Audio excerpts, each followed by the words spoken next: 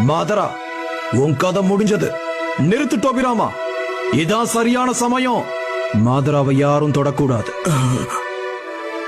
உன் கையால சாகிறது எனக்கு பெருமைதான் ஆச்சிராமா.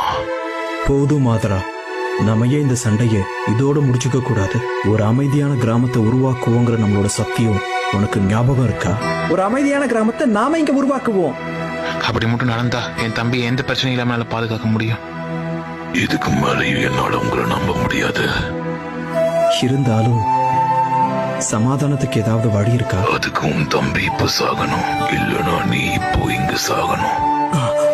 இப்ப என்ன பண்ண போறீங்கன்னா என்ன கொல்ல போறீங்களா? ரொம்ப நன்றி மாதரா, உன்னோட இரக்கமான மனசு எனக்கு இதுல இருந்தே நல்லா புரியுது. ஒரு தம்பி இழந்த அண்ணனோட வழி எப்படி இருக்கும்னு அவனுக்கு நல்லாவே தெரியும். நான் போனதுக்கு அப்புறம் நீங்க யாரும் மாதராவை கொல்லக்கூடாது. இனி செஞ்சுவும்